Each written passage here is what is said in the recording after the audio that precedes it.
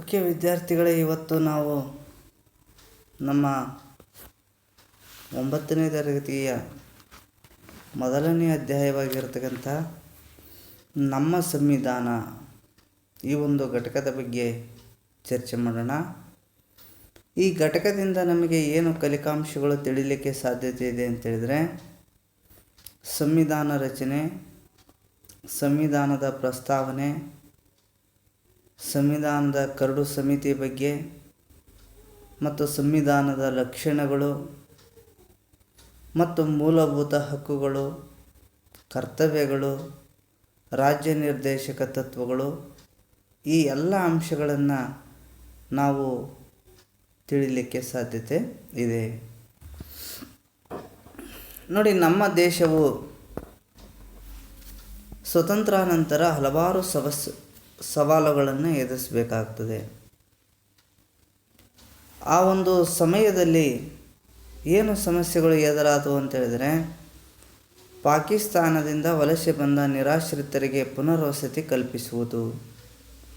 ಪಾಕಿಸ್ತಾನದಿಂದ ಏನು ಜನ ಈ ದೇಶಕ್ಕೆ ವಲಸೆ ಬಂದರೋ, ಆ ವಲಸೆ ಬಂದಂಥ ಜನರಿಗೆ ನಾವು ಪುನರ್ವಸತಿಯನ್ನು ಕಲ್ಪಿಸಬೇಕಾಗಿತ್ತು. ಆ ಸಮಸ್ಯೆ ನಮ್ಮಲ್ಲಿತ್ತು.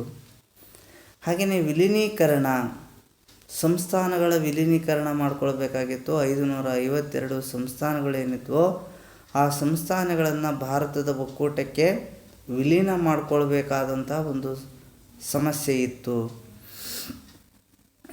ಹಾಗೆಯೇ ಮತ್ತೊಂದು ಏನಪ್ಪ ಅಂತೇಳಿದ್ರೆ, ಕಾನೂನು ಸುವ್ಯವಸ್ಥೆಗೊಳಿಸುವುದು, ಕಾನೂನನ್ನು ಸುವ್ಯವಸ್ಥೆಗೊಳಿಸ್ತಕ್ಕಂಥದ್ದು. ಹೀಗೆ ಮೊದಲಾದ ಸಮಸ್ಯೆಗಳು ಆ ಸಂದರ್ಭದಲ್ಲಿ ಇದ್ವು.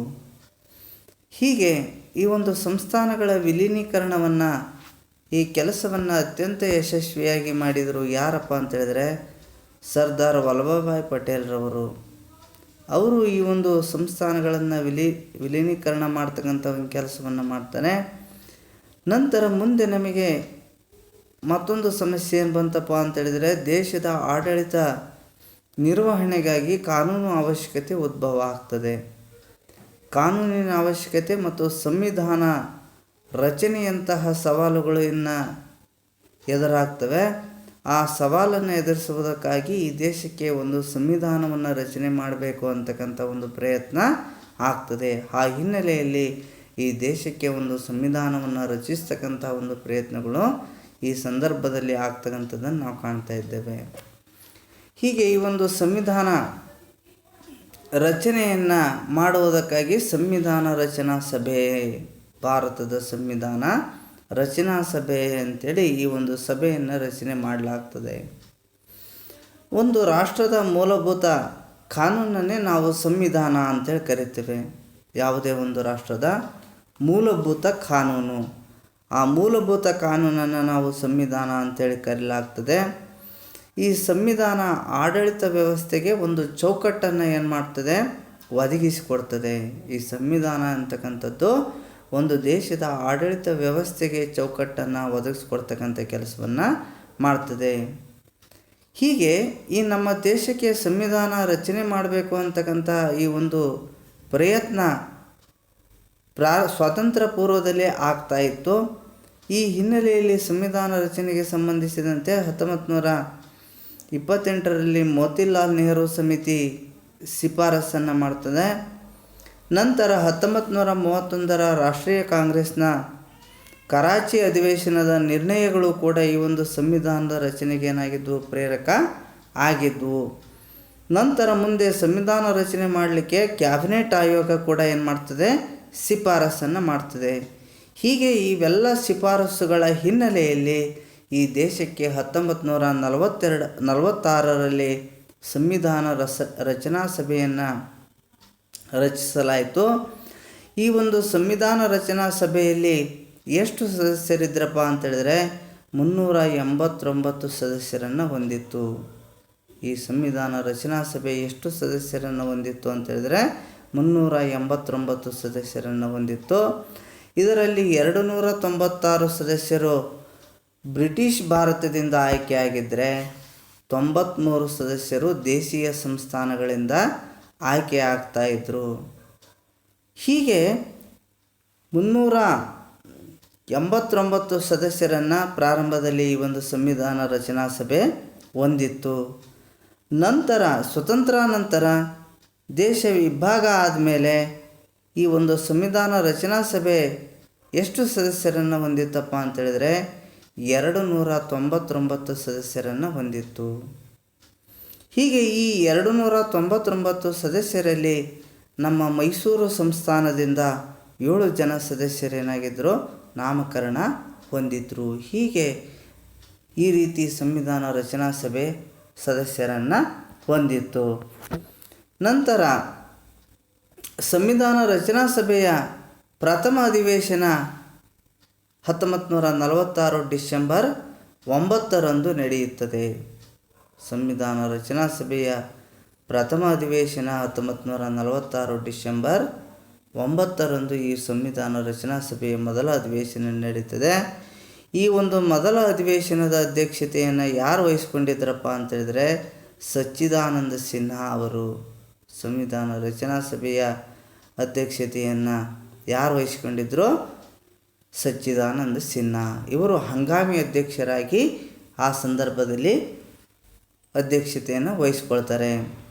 ನಂತರ ಈ ಒಂದು ಸಂವಿಧಾನ ರಚನಾ ಸಮಿತಿಗೆ ಪೂರ್ಣ ಪ್ರಮಾಣದ ಅಧ್ಯಕ್ಷರನ್ನಾಗಿ 1946 ಡಿಸೆಂಬರ್ 11ರಂದು ಡಾಕ್ಟರ್ ರಾಜೇಂದ್ರ ಪ್ರಸಾದರವರನ್ನು ಇದರ ಕಾಯಂ ಅಧ್ಯಕ್ಷರನ್ನಾಗಿ ಆಯ್ಕೆ ಮಾಡಲಾಗ್ತದೆ. ಆವಾಗ 1946 ಡಿಸೆಂಬರ್ 11ರಂದು ಡಾಕ್ಟರ್ ರಾಜೇಂದ್ರ ಪ್ರಸಾದರವರು ಕಾಯಂ ಅಧ್ಯಕ್ಷರು ಆಗ್ತಾರೆ ಈ ಒಂದು ಸಂವಿಧಾನ ರಚನಾ ಸಭೆಗೆ. ನಂತರ ಈ ಒಂದು ಸಂವಿಧಾನ ರಚನಾ ಸಭೆಯ ಉಪಾಧ್ಯಕ್ಷರು ಯಾರಾಗಿದ್ದರಪ್ಪ ಅಂತೇಳಿದರೆ ಎಚ್.ಸಿ. ಮುಖರ್ಜಿ ಮತ್ತು ಟಿ.ಟಿ. ಕೃಷ್ಣಮಾಚಾರಿ.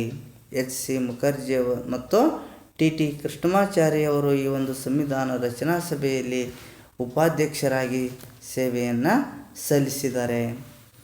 ಈ ಒಂದು ಸಂವಿಧಾನ ರಚನಾ ಸಭೆಯಲ್ಲಿ ಕಾರ್ಯವನ್ನು ನಿರ್ವಹಿಸಿದಂತಹ ಕೆಲವು ಪ್ರಮುಖವಾದಂತಹ ವ್ಯಕ್ತಿಗಳು ಯಾರು ಇದ್ದರು ಅಂತೇಳಿ ನೋಡೋದಾದರೆ ಇಲ್ಲಿ ನಮಗೆ ಕಂಡು ಬರ್ತಕ್ಕಂಥವರು ಜವಾಹರ್ಲಾಲ್ ನೆಹರೂರವರು. ಸಂವಿಧಾನ ರಚನಾ ಸಭೆಯಲ್ಲಿ ಕಾರ್ಯನಿರ್ವಹಿಸಿದಂತಹ ವ್ಯಕ್ತಿಗಳಲ್ಲಿ ಜವಾಹರ್ಲಾಲ್ ನೆಹರೂರವರು, ನಂತರ ಸರ್ದಾರ್ ವಲ್ಲಭಭಾಯಿ ಪಟೇಲ್ರವರು, ಹಾಗೆಯೇ ಡಾಕ್ಟರ್ B.R. ಅಂಬೇಡ್ಕರ್ ಅವರು, ನಂತರ ಮೌಲಾನಾ ಅಬ್ದುಲ್ ಕಲಾಂ ಆಜಾದ್ರವರು, ಸಿ ರಾಜಗೋಪಾಲಾಚಾರಿ ಅವರು, ಶ್ರೀಮತಿ ಸರೋಜಿನಿ ನಾಯ್ಡುರವರು, ನಂತರ K.M. ಮುನ್ಷಿರವರು, ನಂತರ ಶ್ರೀಮತಿ ಸುಚೇತಾ ಕೃಪಲಾನಿ ಅವರು, ಮತ್ತು ನಮ್ಮ ಕರ್ನಾಟಕದಿಂದ ಯಾರು ಈ ಒಂದು ಸಂವಿಧಾನ ರಚನಾ ಸಭೆಯಲ್ಲಿ ಇದ್ದಂಥವರು ಅಂತೇಳಿದ್ರೆ ಕರ್ನಾಟಕದಿಂದ ಎಸ್ ನಿಜಲಿಂಗಪ್ಪನವರು, ಹಾಗೆಯೇ ಕೆ.ಸಿ. ರೆಡ್ಡಿ ಅವರು, ಕೆಂಗಲ್ ಹನುಮಂತಯ್ಯನವರು, ಟೇಕೂರು ಸುಬ್ರಹ್ಮಣ್ಯಂ ಇವರು ನಮ್ಮ ಕರ್ನಾಟಕದಿಂದ ಆಯ್ಕೆಯಾದಂತಹ ಸದಸ್ಯರಾಗಿದ್ದರು. ಸಂವಿಧಾನ ರಚನಾ ಸಭೆಗೆ ಆಯ್ಕೆಯಾದಂತಹ ಕರ್ನಾಟಕದ ಸದಸ್ಯರು ಅಂದರೆ ಎಸ್ ನಿಜಲಿಂಗಪ್ಪ, ಕೆ.ಸಿ. ರೆಡ್ಡಿ, ಕೆಂಗಲ್ ಹನುಮಂತಯ್ಯ, ಟೇಕೂರ್ ಸುಬ್ರಹ್ಮಣ್ಯಂ ಇವರೆಲ್ಲರೂ ಕೂಡ ಸಂವಿಧಾನ ರಚನಾ ಸಭೆಯಲ್ಲಿ ಸದಸ್ಯರಾಗಿ ಸೇವೆಯನ್ನು ಸಲ್ಲಿಸಿರ್ತಕ್ಕಂಥದ್ದನ್ನು ನಾವು ಕಾಣ್ತಾ ಇದ್ದೇವೆ. ಈ ಒಂದು ಸಂವಿಧಾನ ರಚನಾ ಸಮಿತಿ ಅಂಥೇಳಿ ಏನು ಕರಡು ಸಮಿತಿ ಆಗ್ತದೆ, ಸಂವಿಧಾನ ರಚನೆಗೆ ಸಂಬಂಧಪಟ್ಟಂತೆ ಕರಡು ರಚನಾ ಸಮಿತಿ ಅಂಥೇಳಿ ಈ ಕರಡು ರಚನಾ ಸಮಿತಿಯನ್ನು ನೇಮಕ ಮಾಡಲಾಗ್ತದೆ. ನೋಡಿ, ನಮ್ಮ ಸಂವಿಧಾನ ರಚನಾ ಸಭೆಯು ನಮ್ಮ ರಾಷ್ಟ್ರಕ್ಕೆ ಸಂಬಂಧಪಟ್ಟಂತಹ ವಿಷಯಗಳನ್ನು ವಿವರವಾಗಿ ಅಧ್ಯಯನ ಮಾಡ್ಕೊಂಡು ಬಂದು ಅವುಗಳನ್ನು ಪರಿಶೀಲನೆ ಮಾಡಬೇಕು ಅಂಥೇಳಿ ಸುಮಾರು 22 ಸಮಿತಿಗಳನ್ನು ರಚನೆ ಮಾಡ್ತದೆ. ಈ ದೇಶಕ್ಕೆ ಸಂವಿಧಾನವನ್ನು ರಚನೆ ಮಾಡುವುದಕ್ಕಾಗಿ 22 ಸಮಿತಿಗಳನ್ನು ಮತ್ತು 5 ಉಪಸಮಿತಿಗಳನ್ನು ನೇಮಕ ಮಾಡಲಾಗ್ತದೆ. ಈ 22 ಸಮಿತಿಗಳು ಮತ್ತು 5 ಉಪಸಮಿತಿಗಳು ಪ್ರಪಂಚದ ವಿವಿಧ ಭಾಗಗಳಿಗೆ ಹೋಗಿ ಆ ಪ್ರಪಂಚದ ಸಂವಿಧಾನಗಳಲ್ಲಿರ್ತಕ್ಕಂತಹ ಉತ್ತಮವಾದಂಥ ಅಂಶಗಳನ್ನು ತೆಗೆದುಕೊಂಡು ಬಂದು ಅವುಗಳನ್ನು ನಮ್ಮ ಸಂವಿಧಾನಕ್ಕೆ ಸೇರಿಸ್ತಕ್ಕಂಥ ಒಂದು ಪ್ರಯತ್ನವನ್ನು ಈ ಸಮಿತಿಗಳು ಮಾಡಿದವು. ಹೀಗೆ ಈ 22 ಸಮಿತಿಗಳಲ್ಲಿ ನಮಗೆ ಬಹಳ ಪ್ರಮುಖವಾಗಿ ಕಂಡುಬರ್ತಕ್ಕಂಥ ಸಮಿತಿ ಯಾವುದಪ್ಪ ಅಂತೇಳಿದ್ರೆ ಕರಡು ಸಮಿತಿ. ಈ ಒಂದು ಕರಡು ಸಮಿತಿಯನ್ನು ಯಾವಾಗ ರಚನೆ ಮಾಡಲಾಯಿತು ಅಂತೇಳಿದ್ರೆ 1947 ಆಗಸ್ಟ್ 29ರಂದು ಕರಡು ಸಮಿತಿಯನ್ನು ರಚನೆ ಮಾಡಲಾಯಿತು. ಈ ಒಂದು ಕರಡು ಸಮಿತಿಗೆ ಅಧ್ಯಕ್ಷರು ಯಾರಾಗಿದ್ದರು ಅಂತೇಳಿದ್ರೆ ಡಾಕ್ಟರ್ BR ಅಂಬೇಡ್ಕರ್ ಅವರು. ಸಂವಿಧಾನ ಕರಡು ರಚನಾ ಸಮಿತಿಗೆ ಅಧ್ಯಕ್ಷರು ಯಾರಾಗಿದ್ದರು ಅಂತೇಳಿದ್ರೆ ಡಾಕ್ಟರ್ BR ಅಂಬೇಡ್ಕರ್ ಅವರು ಇದರ ಅಧ್ಯಕ್ಷರಾಗಿದ್ದರು. ಇವರು ಸಂವಿಧಾನ ರಚನೆಗೆ ನೀಡಿದ ಕೊಡುಗೆಯನ್ನು ಆಧರಿಸಿ ಅವರನ್ನು ನಾವು ಭಾರತದ ಶಿಲ್ಪಿ ಅಂತೇಳಿ ಕರಿತೇವೆ.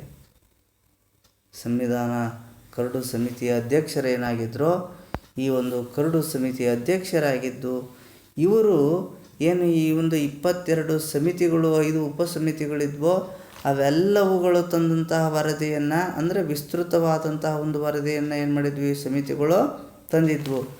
ಆ ವಿಸ್ತೃತವಾಗಿರತಕ್ಕಂಥ ಎಲ್ಲ ಅಂಶಗಳನ್ನು ನಾವು ಸಂವಿಧಾನಕ್ಕೆ ಅಳವಡಿಸಲಿಕ್ಕೆ ಸಾಧ್ಯ ಇರಲಿಲ್ಲ. ಹಾಗಾಗಿ ಅದರಲ್ಲಿ ಅವರು ತಂದಿರತಕ್ಕಂತಹ ಒಂದು ವರದಿಗಳಲ್ಲಿ ಉತ್ತಮವಾಗಿರ್ತಕ್ಕಂಥ ಅಂಶಗಳನ್ನು ಆಯ್ದುಕೊಂಡು ಸಂವಿಧಾನವನ್ನು ಏನು ಮಾಡಬೇಕಾಗಿತ್ತು ರಚನೆ ಮಾಡಬೇಕಾಗಿತ್ತು. ಆ ಜವಾಬ್ದಾರಿ ಯಾರಿಗಿತ್ತು ಅಂತೇಳಿದ್ರೆ ಡಾಕ್ಟರ್ BR ಅಂಬೇಡ್ಕರ್ ಅವರಿಗಿತ್ತು. ಆ ಕೆಲಸವನ್ನು ಅವರು ಅತ್ಯಂತ ಯಶಸ್ವಿಯಾಗಿ ನಿರ್ವಹಿಸಿ ಈ ದೇಶಕ್ಕೆ ಒಂದು ವ್ಯವಸ್ಥಿತವಾದ ಸಂವಿಧಾನವನ್ನು ಕೊಟ್ಟರು. ಹಾಗಾಗಿ ಅವರನ್ನು ನಾವು ಸಂವಿಧಾನದ ಶಿಲ್ಪಿ ಅಂತ ಕರಿತೇವೆ. ಈ ಒಂದು ಕರಡು ಸಮಿತಿಯಲ್ಲಿ ಇವರ ಜೊತೆಗೆ ಇದ್ದಂತಹ ಸದಸ್ಯರು ಯಾರು ಅಂತೇಳಿದರೆ N. ಗೋಪಾಲಸ್ವಾಮಿ ಅಯ್ಯಂಗಾರ್ ಅವರು. N. ಗೋಪಾಲಸ್ವಾಮಿ ಅಯ್ಯಂಗಾರ್, ಅಲ್ಲಾಡಿ Krishnaswamy Iyer, K.M. Munshi, T.T. Krishnamachari, Mohammed Saadulla, C. Madhavrao ಇವರೆಲ್ಲರೂ ಕೂಡ ಕರಡು ಸಮಿತಿಯಲ್ಲಿದ್ದರು. ಈ ಕರಡು ಸಮಿತಿಯ ಸದಸ್ಯರಲ್ಲಿ C. ಮಾಧವರಾವ್ ಏನಿದ್ರು ಇವರು ನಮ್ಮ ಕರ್ನಾಟಕದಿಂದ ಆಯ್ಕೆಯಾದಂತಹ ವ್ಯಕ್ತಿಗಳಾಗಿದ್ದರು. C. ಮಾಧವರಾವ್ ಆ ಸಂದರ್ಭದಲ್ಲಿ ನಮ್ಮ ಕರ್ನಾಟಕದಲ್ಲಿ ಮೈಸೂರು ಸಂಸ್ಥಾನದಲ್ಲಿ ದಿವಾನರಾಗಿ ಸೇವೆಯನ್ನು ಸಲ್ಲಿಸ್ತಾ ಇದ್ದರು. ದಿವಾನರಾಗಿ ಸೇವೆ ಸಲ್ಲಿಸ್ತಾ ಇದ್ದಂಥ ಈ ಮಾಧವರಾವ್ ಅವರನ್ನು ಸಂವಿಧಾನ ಕರಡು ಸಮಿತಿಗೆ ಸದಸ್ಯರನ್ನಾಗಿ ನೇಮಕ ಮಾಡಲಾಗಿತ್ತು. ಹೀಗೆ ಈ ಒಂದು ಕರಡು ಸಮಿತಿ ಇವರಿಂದ ರಚಿಸಲ್ಪಟ್ಟಿತ್ತು. ಈ ಒಂದು ಸಂವಿಧಾನ ರಚನೆಗೆ ಸಂಬಂಧಪಟ್ಟಂತೆ ನಮ್ಮ ಸಂವಿಧಾನದ ರಚನಾ ಸಭೆ ಏನಿತ್ತೋ ಈ ಒಂದು ಸಂವಿಧಾನ ರಚನಾ ಸಭೆ ಸಂವಿಧಾನದ ಬಗ್ಗೆ ಚರ್ಚೆಯನ್ನು ಮಾಡುವುದಕ್ಕಾಗಿ 12 ಬಾರಿ ಅಧಿವೇಶನವನ್ನು ಸೇರಿತು. ಸಂವಿಧಾನವನ್ನು ರಚನೆ ಮಾಡುವುದಕ್ಕಾಗಿ ಸಂವಿಧಾನ ರಚನಾ ಸಭೆ ಎಷ್ಟು ಬಾರಿ ಅಧಿವೇಶನವನ್ನು ಸೇರ್ತಪ್ಪ ಅಂತೇಳಿದ್ರೆ 12 ಬಾರಿ ಅಧಿವೇಶನವನ್ನು ನಡೆಸಿರ್ತಕ್ಕಂಥದ್ದನ್ನು ನಾವು ಕಾಣ್ತಾ ಇದ್ದೇವೆ. ಹೀಗೆ ಈ ಒಂದು ಸಂವಿಧಾನವನ್ನು ರಚನೆ ಮಾಡಲಿಕ್ಕೆ ಎಷ್ಟು ಸಮಯ ತೆಗೆದುಕೊಂಡಿದೆ ಅಂತೇಳಿದರೆ 2 ವರ್ಷ 11 ತಿಂಗಳು ಮತ್ತು 18 ದಿನಗಳು ತೆಗೆದುಕೊಂಡಿದೆ. ಈ ದೇಶಕ್ಕೆ ಸಂವಿಧಾನವನ್ನು ಬರೆಯುವುದಕ್ಕಾಗಿ 2 ವರ್ಷ 11 ತಿಂಗಳು ಮತ್ತು 18 ದಿನಗಳು ಬೇಕಾಯಿತು. ಇಷ್ಟು ಸಮಯದಲ್ಲಿ ಈ ದೇಶಕ್ಕೆ ಸಂವಿಧಾನವನ್ನು ಬರೆದಿರತಕ್ಕಂಥದ್ದನ್ನು ನಾವು ಕಾಣ್ತಾ ಇದ್ದೇವೆ. ಹೀಗೆ ಈ ಒಂದು ರಚನಾ ಸಭೆಯಲ್ಲಿ ಇದ್ದ ಸಮಿತಿಗಳು ನಿರಂತರವಾಗಿ ಈ ಸಂದರ್ಭದಲ್ಲಿ ಕೆಲಸವನ್ನು ನಿರ್ವಹಿಸಿದವೆ. ಅನೇಕ ಸದಸ್ಯರುಗಳು ಮಂಡಿಸಿದಂತಹ ತಿದ್ದುಪಡಿಗಳ ಮೇಲೆ ಇಲ್ಲಿ ಅಧಿವೇಶನಗಳಲ್ಲಿ ಚರ್ಚೆ ಮಾಡಲಾಗಿದೆ. ಹೀಗೆ ಇವೆಲ್ಲ ಚರ್ಚೆಗಳ ನಂತರ ಕರಡು ಸಂವಿಧಾನವನ್ನು ಏನು ಮಾಡಲಾಗಿದೆ ರಚನೆ ಮಾಡಲಾಗಿದೆ. ಹೀಗೆ ಕರಡು ಸಂವಿಧಾನವನ್ನು ರಚನೆ ಮಾಡಿ ಈ ಸಂವಿಧಾನವನ್ನು 1949 ನವೆಂಬರ್ 26ರಂದು ಅಂಗೀಕಾರಗೊಳಿಸಲಾಗಿದೆ. ಈ ಎಲ್ಲ ಚರ್ಚೆಗಳ ನಂತರ 1949 ನವೆಂಬರ್ 26ರಂದು ಸಂವಿಧಾನ ಅಂಗೀಕಾರಗೊಂಡಿತು. ಹೀಗೆ ಈ ಸಂವಿಧಾನ ಅಂಗೀಕಾರ ಆಯಿತು. ಅಂಗೀಕಾರ ಆಗಿರ್ತಕ್ಕಂಥ ಈ ಒಂದು ಸಂವಿಧಾನ ಏನು ದಿನ ಇದೆಯೋ ಯಾವುದೋ ನವೆಂಬರ್ 26. ಈ ನವೆಂಬರ್ 26 ನಾವು ಪ್ರತಿ ವರ್ಷ ಸಂವಿಧಾನ ದಿನ ಅಂತೇಳಿ ಏನು ಮಾಡಲಾಗ್ತದೆ ಆಚರಿಸ್ತಕ್ಕಂಥದ್ದನ್ನು ನಾವು ಕಾಣ್ತಾ ಇದ್ದೇವೆ. ಪ್ರತಿ ವರ್ಷ ನವಂಬರ್ 26 ಇಂದು ನಾವು ಸಂವಿಧಾನ ದಿನ ಅಂಥೇಳಿ ಶಾಲೆ ಕಾಲೇಜುಗಳಲ್ಲಿ ಆಚರಿಸ್ತಾ ಇದ್ದೇವೆ. ಇದರ ಉದ್ದೇಶ ಏನಪ್ಪ ಅಂತೇಳಿದರೆ, ಈ ದೇಶದ ಪ್ರಜೆಯಾಗಿರ್ತಕ್ಕಂಥ ಪ್ರತಿಯೊಬ್ಬರಿಗೂ ಕೂಡ ಈ ಒಂದು ಸಂವಿಧಾನದ ಬಗ್ಗೆ ಗೊತ್ತಿರಲಿ. ಈ ಸಂವಿಧಾನದ ಧ್ಯೇಯಗಳು, ಆಶಯಗಳು, ಲಕ್ಷಣಗಳು ಇವೆಲ್ಲ ಪ್ರತಿಯೊಬ್ಬ ನಾಗರಿಕನಿಗೂ ವ್ಯಕ್ತಿಗೂ ಗೊತ್ತಿರಲಿ ಅಂತಕ್ಕಂಥ ಒಂದು ಆಶಯದಿಂದ ಇದನ್ನು ಆಚರಿಸಲಾಗ್ತಾ ಇದೆ. ಹೀಗೆ ಈ ನಮ್ಮ ಸಂವಿಧಾನ 1949 ನವಂಬರ್ 26 ಅಂಗೀಕಾರ ಆಗಿದ್ದರೂ ಕೂಡ ಸಂಸತ್ತಿನ ಎರಡೂ ಸದನಗಳಿಂದ ಆವಾಗಲೇ ಇದಕ್ಕೆ ಅಂಗೀಕಾರ ಆಗಿತ್ತು. ಆದರೂ ಕೂಡ ಇದನ್ನು ಜನವರಿ 26, 1950 ಜಾರಿಗೆ ತಂದ್ವಿ. ಕಾರಣ ಯಾಕೆ? ಅವತ್ತೇ ಇದನ್ನು ಯಾಕೆ ಜಾರಿ ತರಲಿಲ್ಲ? ಸಂವಿಧಾನ ಅಂಗೀಕಾರ ಆದ ದಿನದಂದೇ ಯಾಕೆ ಇದನ್ನು ನಾವು ಜಾರಿ ತರಲಿಲ್ಲ ಅಂತೇಳಿದರೆ, ಇದನ್ನು ನವಂಬರ್ 1950 ಜನವರಿ 26 ಯಾಕೆ ಜಾರಿ ತಂದ್ವಿ ಅಂದರೆ ಕಾರಣ ಇದೆ. 1929 ನೆಹರೂರವರ ಅಧ್ಯಕ್ಷತೆಯಲ್ಲಿ ಲಾಹೋರ್ನಲ್ಲಿ ಕಾಂಗ್ರೆಸ್ ಅಧಿವೇಶನ ಸೇರಿತ್ತು. ಈ ಲಾಹೋರ್ ಕಾಂಗ್ರೆಸ್ ಅಧಿವೇಶನದಲ್ಲಿ ಏನು ನಿರ್ಣಯ ಆಗಿತ್ತಪ್ಪ ಅಂತೇಳಿದ್ರೆ, ಸ್ವರಾಜ್ಯ ಘೋಷಣೆಯನ್ನು ಮಾಡಲಾಗಿತ್ತು. ಹಾಗಾಗಿ ಆ ಸ್ವರಾಜ್ಯ ಘೋಷಣೆಯನ್ನು ಮಾಡಿದ ಆ ದಿನದ ಸವಿನೆನಪಿಗಾಗಿ ಜನವರಿ 26 ಆಗಿತ್ತು ಆ ದಿನ. ಹಾಗಾಗಿ ಆ ದಿನವೇ ನಾವು ಈ ಸಂವಿಧಾನವನ್ನು ಜಾರಿಗೆ ತರಬೇಕು ಅಂಥೇಳಿ ಜನವರಿ 26 ಏನು ಮಾಡಿದ್ರಿ, ಈ ಸಂವಿಧಾನವನ್ನು ಜಾರಿಗೆ ತಂದಿರತಕ್ಕಂಥದ್ದನ್ನು ನಾವು ಕಾಣ್ತಾ ಇದ್ದೇವೆ. ಹೀಗೆ ನಮ್ಮ ಸಂವಿಧಾನ ಅದು ತನ್ನದೇ ಆಗಿರ್ತಕ್ಕಂಥ ಒಂದು ಪ್ರಸ್ತಾವನೆಯನ್ನು ಹೊಂದಿದೆ. ಇದನ್ನು ನಾವು ಪೂರ್ವ ಪೀಠಿಕೆ ಅಂತೇಳಿ ಕೂಡ ಕರಿತೇವೆ. ನಮ್ಮ ಈ ಒಂದು ಪ್ರಸ್ತಾವನೆ ನಮ್ಮ ಸಂವಿಧಾನ ರಚನಾಕಾರರ ಒಂದು ವಿಚಾರಧಾರೆಗಳನ್ನು ಏನು ಮಾಡಿದೆ, ಇದು ಒಳಗೊಂಡಿದೆ. ಈ ಸಂವಿಧಾನದ ಪ್ರಸ್ತಾವನೆ ಏನಿದೆಯೋ, ಈ ಒಂದು ಸಂವಿಧಾನದ ಪ್ರಸ್ತಾವನೆ ನಮ್ಮ ಸಂವಿಧಾನದ ರಚನಾಕಾರರ ವಿಚಾರಧಾರೆಗಳನ್ನು ಒಳಗೊಂಡಿದೆ. ಮತ್ತು ಇದರಲ್ಲಿ ಸಂವಿಧಾನದ ರೂಪರೇಷೆಗಳಿದ್ದಾವೆ, ಮೌಲ್ಯಗಳಿದ್ದಾವೆ, ಸಿದ್ಧಾಂತಗಳಿದ್ದಾವೆ ಮತ್ತು ಉದ್ದೇಶಗಳಿದ್ದಾವೆ. ಇವೆಲ್ಲವುಗಳ ಒಟ್ಟಾರೆ ಸಾರಾಂಶವೇ ಏನಪ್ಪ ಅಂತೇಳಿದರೆ ಸಂವಿಧಾನದ ಪ್ರಸ್ತಾವನೆ. ಈ ಒಂದು ಸಂವಿಧಾನದ ಪ್ರಸ್ತಾವನೆಯನ್ನು ಇದು ನಮ್ಮ ಸಂವಿಧಾನದ ಕೈಗನ್ನಡಿ ಆಗಿರ್ತಕ್ಕಂಥದ್ದನ್ನು ನಾವು ಕಾಣ್ತಾ ಇದ್ದೇವೆ. ಈ ಒಂದು ಸಂವಿಧಾನದ ಪ್ರಸ್ತಾವನೆಗೆ ಸಂಬಂಧಪಟ್ಟಂತೆ ಡಿಸೆಂಬರ್ 13, 1946 ಜವಾಹರ್ಲಾಲ್ ನೆಹರೂರವರು ಮಂಡಿಸಿರ್ತಕ್ಕಂತಹ ಧ್ಯೇಯಗಳ ನಿರ್ಣಯ. ಜವಾಹರ್ಲಾಲ್ ನೆಹರೂರವರು 1946 ಡಿಸೆಂಬರ್ 13 ಧ್ಯೇಯಗಳ ನಿರ್ಣಯ ಅಂಥೇಳಿ ಈ ಒಂದು ನಿರ್ಣಯವನ್ನು ಮಂಡಿಸಿದರು. ಈ ನಿರ್ಣಯವನ್ನು ಸಂವಿಧಾನ ರಚನಾ ಸಭೆ ಇದನ್ನು 1947 ಜನವರಿ 26 ಏನು ಮಾಡ್ತದೆ, ಅಂಗೀಕಾರ ಮಾಡ್ತದೆ. ಅವರು ಮಂಡಿಸಿರ್ತಕ್ಕಂಥ ಧ್ಯೇಯಗಳ ನಿರ್ಣಯವನ್ನು ಸಂವಿಧಾನ ರಚನಾ ಸಭೆ ಅಂಗೀಕಾರ ಮಾಡ್ತದೆ. ಈ ಒಂದು ನಿರ್ಣಯ ಭಾರತದ ಸ್ವಾತಂತ್ರ್ಯ, ಗಣರಾಜ್ಯ, ಪ್ರಜೆಗಳ ಪರಮಾಧಿಕಾರ, ಜನತೆಯ ಸಾಮಾಜಿಕ, ಆರ್ಥಿಕ, ರಾಜಕೀಯ ನ್ಯಾಯವನ್ನು ಒದಗಿಸುವಂಥದ್ದನ್ನು ಏನು ಮಾಡ್ತಾ ಇದೆ, ಇದು ತಿಳಿಸ್ತಕ್ಕಂಥದ್ದನ್ನು ನಾವು ಕಾಣ್ತಾ ಇದ್ದೇವೆ. ಈ ನಮ್ಮ ಸಂವಿಧಾನದ ಪೂರ್ವ ಪೀಠಿಕೆ ಬಹಳ ತುಂಬ ಅರ್ಥಗರ್ಭಿತ ಆಗಿದೆ. ಇದು ನಮ್ಮ ದೇಶದ ರಾಜಕೀಯ ಚಿತ್ರಣವನ್ನೇ ಏನು ಮಾಡ್ತಾ ಇದೆ, ಇದು ನಮಗೆ ನೀಡ್ತಾ ಇದೆ. ಸಂವಿಧಾನದ ಒಂದು ಕೈದೀಪವಾಗಿದೆ ಇದು. ಹಾಗಾಗಿ ಇದನ್ನು ಕೆಲವರು ಏನಂತ ಕರೆದಿದ್ದಾರಪ್ಪ ಅಂತೇಳಿದರೆ, ಇದನ್ನು ಸಂವಿಧಾನದ ಒಡವೆ ಅಂತೇಳಿ ಕರೆದ್ರೆ, ಇನ್ನು ಕೆಲವರು ಇದನ್ನು ಅದರಲ್ಲಿ KM ಮುನ್ಷಿ ಅವರು ಇದನ್ನು ರಾಜಕೀಯ ಜಾತಕ ಅಂತೇಳಿ ಕರೆದಿದ್ದಾರೆ. KM ಮುನ್ಷಿ ಅವರು ಇದನ್ನು ಏನಂತ ಕರೆದಿದ್ದಾರೆ ಅಂತೇಳಿದರೆ ರಾಜಕೀಯ ಜಾತಕ ಅಂತೇಳಿ ಕರೆದಿದ್ದಾರೆ. ಇದು ಈ ಒಂದು ರಾಜಕೀಯದ ಸಂಪೂರ್ಣ ಚಿತ್ರಣವನ್ನು ಏನು ಮಾಡ್ತದೆ, ಇದು ನಮಗೆ ಮನಮುಟ್ಟುವಂತೆ ನೀಡತಕ್ಕಂಥದ್ದನ್ನು ನಾವು ಕಾಣ್ತಾ ಇದ್ದೇವೆ. ಹೀಗೆ ಈ ರೀತಿಯಾಗಿ ನಮ್ಮ ಸಂವಿಧಾನದ ಪ್ರಸ್ತಾವನೆಗೆ ಸಂಬಂಧಪಟ್ಟಂತೆ ಕಾಣಬಹುದು.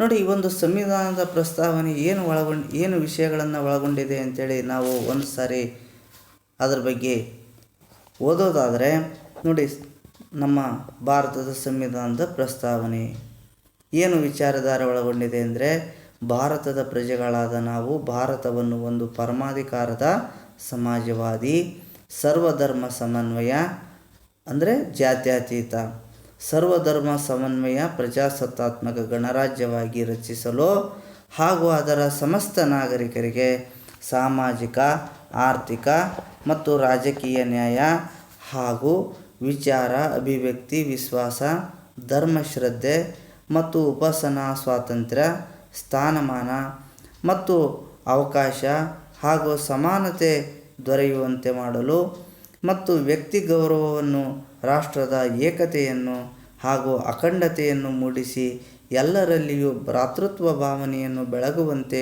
ಶ್ರದ್ಧಾಪೂರ್ವಕವಾದ ದೃಢ ಸಂಕಲ್ಪ ಮಾಡಿದವರಾಗಿ ನಮ್ಮ ಸಂವಿಧಾನ ಸಭೆಯಲ್ಲಿ ದಿನಾಂಕ 26 ನವೆಂಬರ್ 1949ನೇ ದಿನದಂದು ಈ ಮೂಲಕ ಈ ಸಂವಿಧಾನವನ್ನು ಅಂಗೀಕರಿಸಿ ಅಧಿನಿಯಮಿತಗೊಳಿಸಿ ನಮಗೆ ನಾವೇ ಅರ್ಪಿಸಿಕೊಂಡಿದ್ದೇವೆ. ಹೀಗೆ ನಮ್ಮ ಸಂವಿಧಾನದ ಪ್ರಸ್ತಾವನೆ ಈ ಅಂಶಗಳನ್ನು ಏನು ಮಾಡಿದೆ, ಇದು ಒಳಗೊಂಡಿರ್ತಕ್ಕಂಥದ್ದನ್ನು ನಾವು ಕಾಣ್ತಾ ಇದ್ದೇವೆ. ಹಾಗಾದರೆ ಈ ಒಂದು ಸಂವಿಧಾನದ ಪ್ರಸ್ತಾವನೆಯ ಅಂಶಗಳನ್ನು ನಾವು ಚರ್ಚೆ ಮಾಡ್ತಾ ಹೋಗೋದಾದರೆ ನೋಡಿ, ಇದು ಪ್ರಾರಂಭ ಆಗ್ತಾ ಇದೆ. ಸಂವಿಧಾನದ ಪ್ರಸ್ತಾವನೆ ಭಾರತದ ಪ್ರಜೆಗಳಾದ ನಾವು. ಈ ಒಂದು ಪ್ರಸ್ತಾವನೆಯು ಭಾರತದ ಪ್ರಜೆಗಳಾದ ನಾವು ಎಂಬ ಪದದಿಂದ ಪ್ರಾರಂಭ ಆಗ್ತಾ ಇದೆ. ಅಂದರೆ ಭಾರತದ ಸಂವಿಧಾನವು ಭಾರತೀಯರಿಂದಲೇ ಏನಾಗಿದೆ, ರಚನೆ ಆಗಿದೆ ಅಂತಕ್ಕಂಥ ಅರ್ಥ ಬರುವ ರೀತಿಯಲ್ಲಿ ಭಾರತದ ಪ್ರಜೆಗಳಾದ ನಾವೆಲ್ಲರೂ ಕೂಡ ಒಂದೇ ಎಂಬ ಭಾವನೆಯನ್ನು, ಆಶೋತ್ತರವನ್ನು ಏನು ಮಾಡಿದೆ, ಇದು ಕಾಪಾಡುವಲ್ಲಿ ಶ್ರಮಿಸಿದೆ. ಹೀಗೆ ಈ ಒಂದು ಸಂವಿಧಾನದ ಪ್ರಸ್ತಾವನೆಯಲ್ಲಿ ಸಾರ್ವಭೌಮ ರಾಷ್ಟ್ರ, ಭಾರತವನ್ನು ಒಂದು ಸಾರ್ವಭೌಮ ರಾಷ್ಟ್ರ ಅಂತೇಳಿ ಕರೆದಿದೆ. ಅಂದರೆ ನಮ್ಮ ಭಾರತ ಈ ಒಂದು ಸಂವಿಧಾನದ ಆಶಯದಲ್ಲಿ ವ್ಯಕ್ತ ಆಗಿದೆ. ಭಾರತವು ಪ್ರಪಂಚದ ಯಾವುದೇ ರಾಷ್ಟ್ರಕ್ಕೆ ಏನಾಗಿಲ್ಲ, ಅಧೀನವಾಗಿಲ್ಲ. ಅಧೀನವಾಗಿರದೆ ಅದು ಸ್ವತಂತ್ರವಾದಂತಹ ಒಂದು ರಾಷ್ಟ್ರ ಆಗಿದೆ. ಹಾಗಾಗಿ ಇದು ವಿಶ್ವದ ಯಾವುದೇ ಒಂದು ಬಣಕ್ಕೆ ಏನಾಗಿಲ್ಲ, ಸೇರದೆ ತನ್ನದೇ ಆದಂತಹ ಒಂದು ವಿದೇಶಾಂಗ ನೀತಿಯನ್ನು, ಅಲಿಪ್ತ ನೀತಿಯನ್ನು ಮತ್ತು ಯೋಜನಾ ಪದ್ಧತಿಗಳನ್ನು ಅನುಸರಿಸ್ಕೊಂಡು ಬರ್ತಾ ಇದೆ.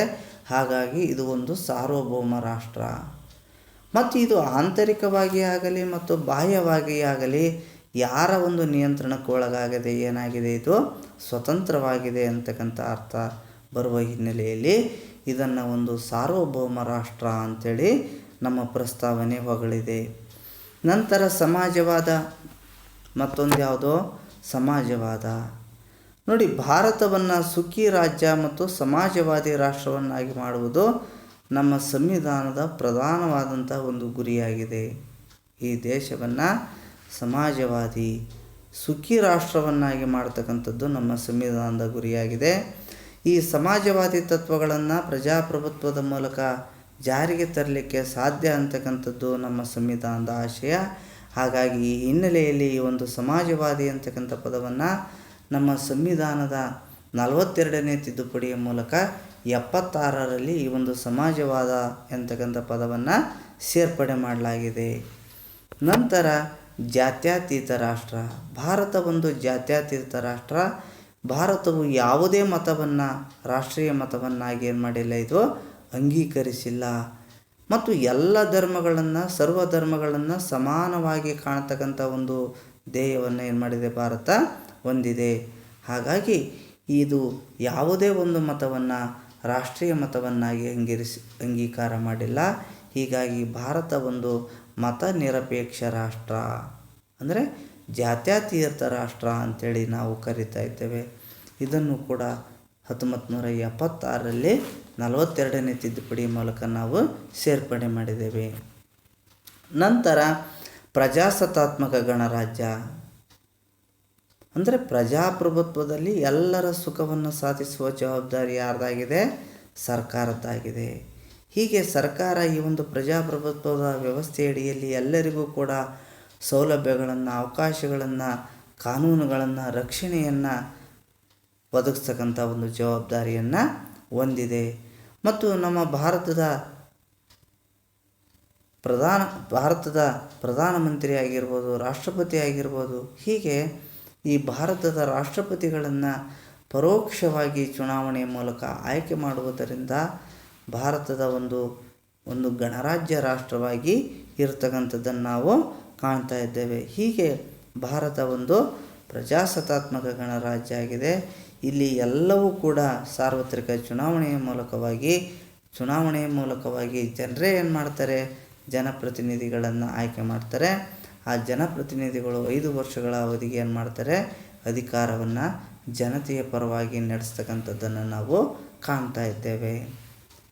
ಹೀಗೆ ಈ ರೀತಿಯಾಗಿ ನಮ್ಮ ಸಂವಿಧಾನ ಈ ರೀತಿಯಾಗಿ ಸಾರ್ವಭೌಮ, ಸಮಾಜವಾದ, ಜಾತ್ಯತೀತ ಮತ್ತು ಪ್ರಜಾಸತ್ತಾತ್ಮಕ ಅಂತಕ್ಕಂಥ ಅಂಶಗಳನ್ನು ಒಳಗೊಂಡಿದೆ. ನೆಕ್ಸ್ಟು ನಮ್ಮ ಭಾರತ ಸಂವಿಧಾನದ ಪ್ರಮುಖ ಲಕ್ಷಣಗಳು. ನಮ್ಮ ಭಾರತ ಸಂವಿಧಾನ ಕೆಲವೊಂದು ಪ್ರಮುಖವಾದಂಥ ಲಕ್ಷಣಗಳನ್ನು ಹೊಂದಿದೆ. ಯಾವುವು ಅಂತೇಳಿ ನೋಡೋದಾದರೆ, 1ನೇದು ಲಿಖಿತ ಮತ್ತು ಬೃಹತ್ ಸಂವಿಧಾನ. ನೋಡಿ, ನಮ್ಮ ಭಾರತದ ಪ್ರತಿಯೊಂದು ಅಂಶಗಳನ್ನು ನಾವು ಲಿಖಿತ ರೂಪದಲ್ಲಿ ಬರೆದಿಟ್ಟಿದ್ದೇವೆ. ಹಾಗಾಗಿ ಇದೊಂದು ಬೃಹತ್ ಸಂವಿಧಾನ ಆಗಿದೆ. ಎಲ್ಲವನ್ನು ನಾವು ಲಿಖಿತ ರೂಪದಲ್ಲಿ ದಾಖಲೆ ಮಾಡಿರೋದರಿಂದ ಸಂವಿಧಾನ ಏನಾಗಿದೆ, ಬೃಹತ್ ಆಗಿದೆ. ನೋಡಿ, ಸಂವಿಧಾನ ಜಾರಿಗೆ ಬಂದಾಗ ಎಷ್ಟು ವಿಧಿಗಳಿದ್ವಪ್ಪ ಅಂತ ಹೇಳಿದ್ರೆ 395 ವಿಧಿಗಳಿದ್ವು. ಭಾಗಗಳು ಎಷ್ಟು ಅಂತೇಳಿದರೆ 22 ಭಾಗಗಳಿದ್ವು. ಅನುಸೂಚಿಗಳು ಎಷ್ಟಿದ್ವು ಅಂದರೆ 8 ಅನುಸೂಚಿಗಳಿದ್ವು. ಪ್ರಸ್ತುತವಾಗಿ ನಾವು ನೋಡಿದಾಗ ಇವತ್ತು ನಮ್ಮ ಭಾರತದ ಸಂವಿಧಾನದಲ್ಲಿ 465 ವಿಧಿಗಳಿದ್ದಾವೆ, 25 ಭಾಗಗಳಿದ್ದಾವೆ, 12 ಅನುಸೂಚಿಗಳು ಇರತಕ್ಕಂಥದ್ದನ್ನು ನಾವು ಕಾಣ್ತಾ ಇದ್ದೇವೆ. ಯಾಕೆ ಅಂತ ಹೇಳಿದರೆ ಕಾಲಕ್ಕೆ ನಮ್ಮ ಸಂವಿಧಾನಕ್ಕೆ ತಿದ್ದುಪಡಿ ಮಾಡುವ ಮೂಲಕವಾಗಿ ಇವೆಲ್ಲ ವಿಧಿಗಳು, ಭಾಗಗಳು, ಅನುಸೂಚಿಗಳ ಸಂಖ್ಯೆ ಏನಾಗಿದೆ, ಹೆಚ್ಚಾಗಿದೆ. ಹೀಗೆ ನಮ್ಮ ಭಾರತ ಲಿಖಿತ ಮತ್ತು ಬೃಹತ್ ಸಂವಿಧಾನ ಅಂಥೇಳಿ ಕರೆಸ್ಕೊಂಡಿದೆ. 2ನೇದು ಭಾಗಶಃ ನಮ್ಯ ಮತ್ತು ಭಾಗಶಃ ಅನಮ್ಯ ಸಂವಿಧಾನ. ನೋಡಿ, ನಮ್ಮ ಭಾರತದ ಸಂವಿಧಾನವನ್ನು ನಾವು ವಿಶೇಷ ವಿಧಾನವನ್ನು ಅನುಸರಿಸದೇ ಸುಲಭವಾಗಿ ತಿದ್ದುಪಡಿ ಮಾಡಬಹುದು.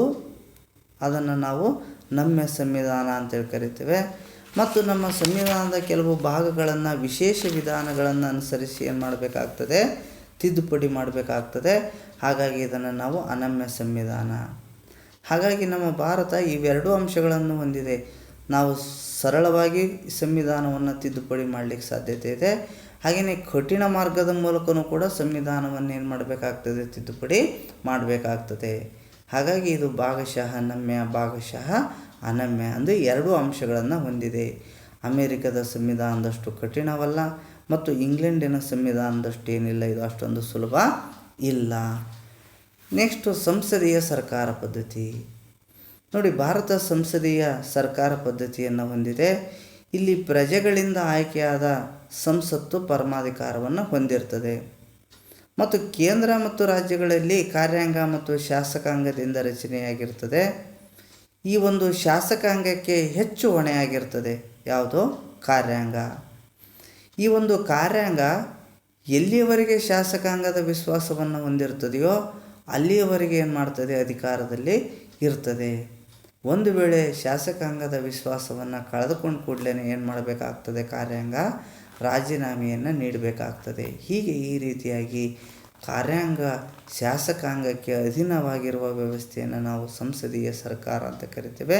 ಈ ರೀತಿ ನಮ್ಮಲ್ಲಿ ಸಂಸದೀಯ ಸರ್ಕಾರ ಪದ್ಧತಿ ಅಸ್ತಿತ್ವದಲ್ಲಿ ಇದೆ. ನಂತರ ಗಣತಂತ್ರ ವ್ಯವಸ್ಥೆ. ನಮ್ಮ ಭಾರತವು ಗಣತಂತ್ರ ವ್ಯವಸ್ಥೆಯನ್ನು ಹೊಂದಿದೆ.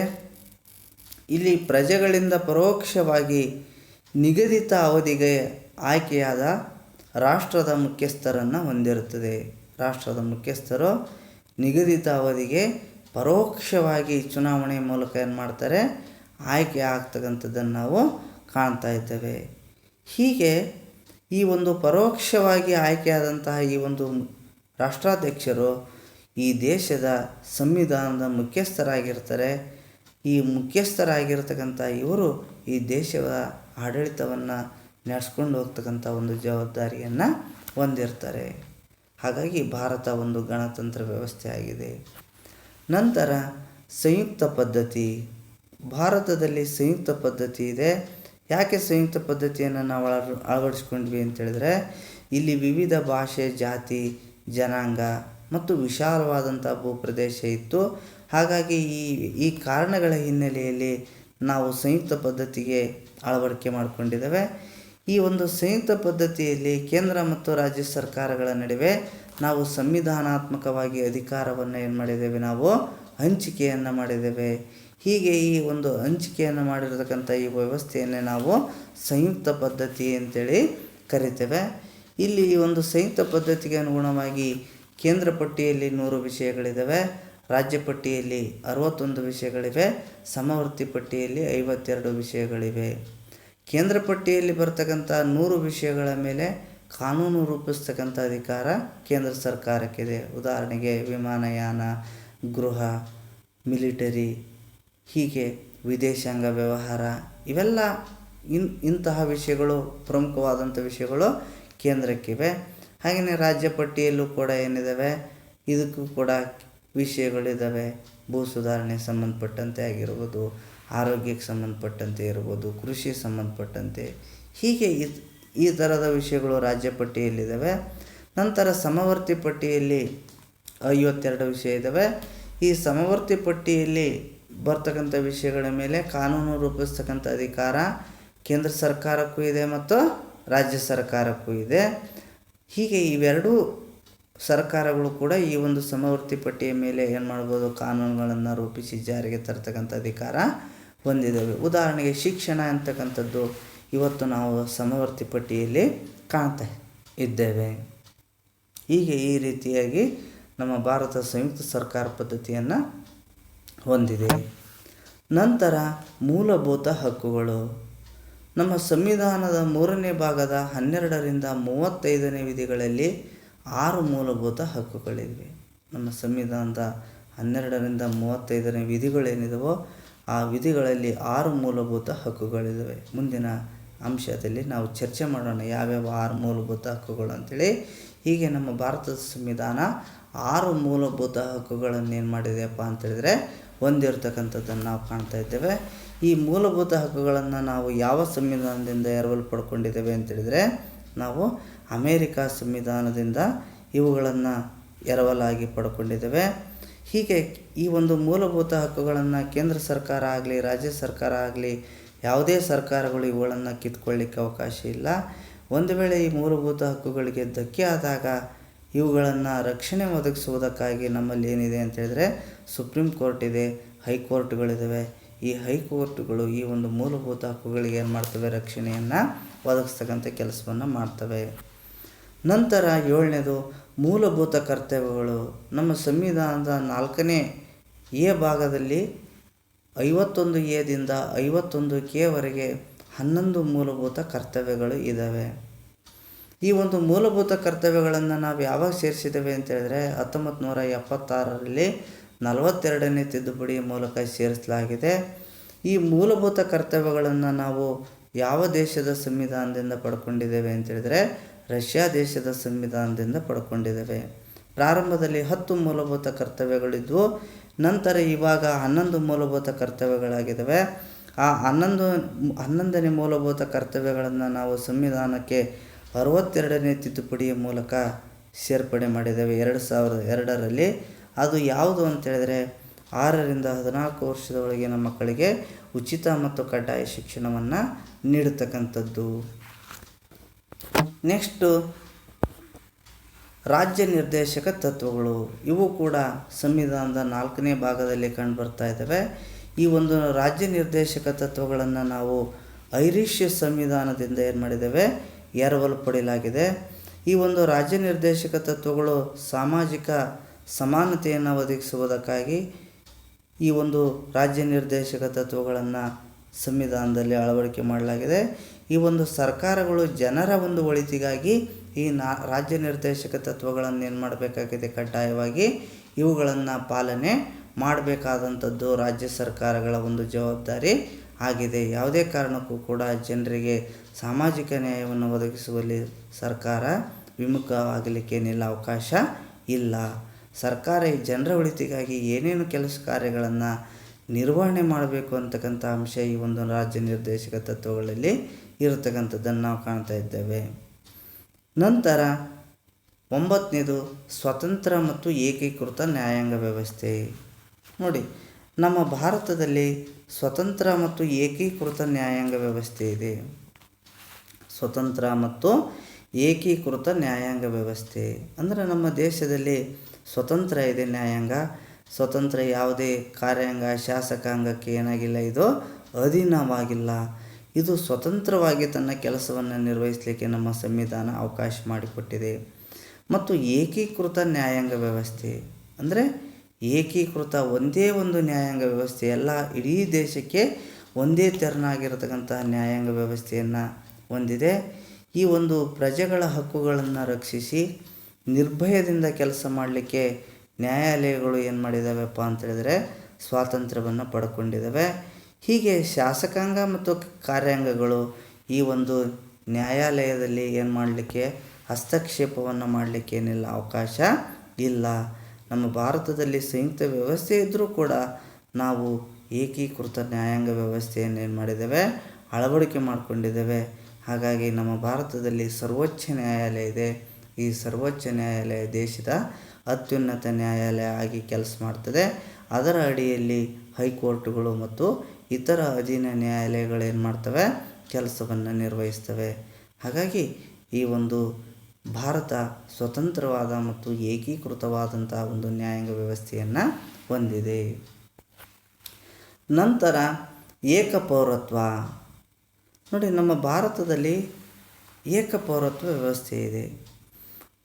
ಅಂದರೆ ನಮ್ಮ ಸಂವಿಧಾನ ಏನು ಮಾಡಿದೆ ಅಂತೇಳಿದರೆ, ಜನತೆಯಲ್ಲಿ ಸಂಕುಚಿತ ಮನೋಭಾವನೆಯನ್ನು ಹುಟ್ಟಾಕಬಾರ್ದು, ಸಂಕುಚಿತ ಮನೋಭಾವನೆ ಬೆಳೆಸಬಾರ್ದು ಅಂಥೇಳಿ ಏಕಪೌರತ್ವಕ್ಕೆ ಅವಕಾಶ ಮಾಡಿಕೊಟ್ಟಿದೆ. ಅಂದರೆ ಇಡೀ ದೇಶಕ್ಕೆ ಒಂದೇ ಪೌರತ್ವ ಕೊಟ್ಟಿದೆ.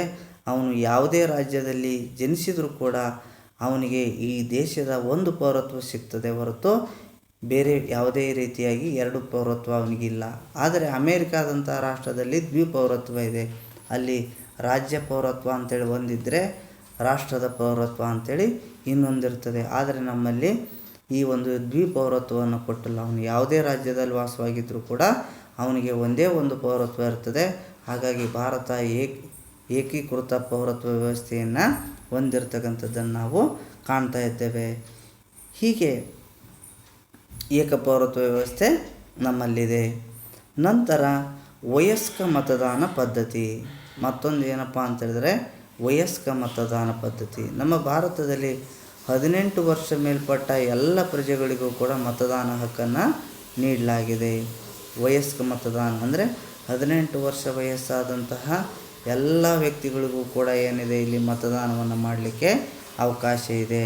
ಅವನು ಯಾವುದೇ ಧರ್ಮ ಇರಲಿ, ಯಾವುದೇ ಜಾತಿ ಇರಲಿ, ಎಲ್ಲ ಯಾವುದೇ ಲಿಂಗ ಇರಲಿ, ಎಲ್ಲರಿಗೂ ಕೂಡ ಏನಿದೆಯಪ್ಪ ಅಂತೇಳಿದರೆ ಒಂದೇ ಮತದಾನದ ಹಕ್ಕು ಇದೆ.